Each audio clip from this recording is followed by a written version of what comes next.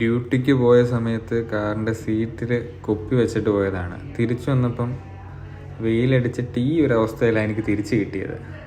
ഈ കുപ്പിയുടെ അവസ്ഥ ഇതാണെങ്കിൽ വെയിലത്ത് ഈ ചൂടത്ത് പുറത്തിറങ്ങുന്ന നമ്മുടെ അവസ്ഥ എന്തായിരിക്കും?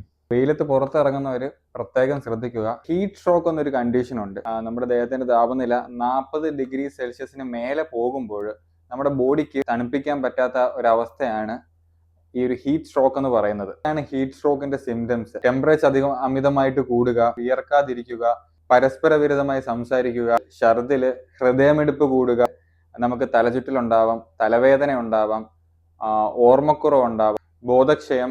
ഇത് സിവിയർ ആയിട്ട് ഉണ്ടാവുകയാണെങ്കിൽ നമുക്ക് നമ്മുടെ BP കാര്യങ്ങൾ താഴെ പോകാൻ, നമുക്ക് ജന്നി വരാം. ആരൊക്കെയാണ് ഈ ഒരു ഹീറ്റ് സ്ട്രോക്കിനെ ഭയക്കേണ്ടത്?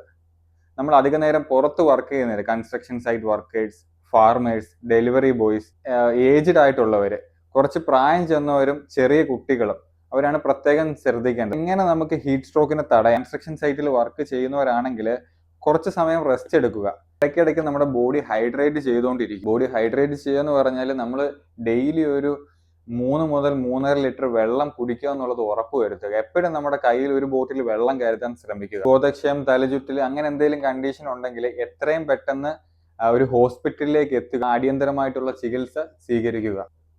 പിന്നെ പുറത്ത് ഇറങ്ങുമ്പം ലൈറ്റ് ക്ലോത്ത്സ് ധരിക്കുക. സൺലൈറ്റ് എക്സ്പോഷർ ചെയ്യുന്ന ഏരിയകളിൽ സൺസ്ക്രീൻ യൂസ് ചെയ്യാൻ ശ്രമിക്കുക.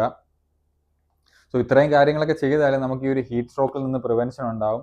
സോ നിങ്ങൾക്ക് അറിയാവുന്നവരായിട്ട് മാക്സിമം ഈ വീഡിയോ ഷെയർ ചെയ്യുക. കൂടുതൽ മെഡിക്കൽ റിലേറ്റഡ് വീഡിയോസിനായിട്ട് എൻ്റെ വീഡിയോ സബ്സ്ക്രൈബ് ചെയ്യുക, ലൈക്ക് ചെയ്യുക.